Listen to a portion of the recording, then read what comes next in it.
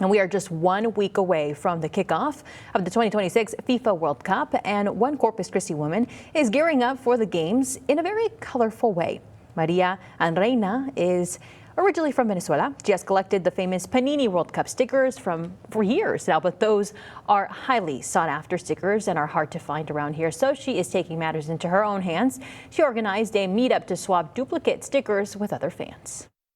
I think it was just because I wanted to trade. I had the need to trade cards and also the need to continue like with the tradition that we have in our countries, that people get together, you trade cards, you enjoy, you have fun, you make friends. I feel like soccer is about that. That's what soccer means for Latin people.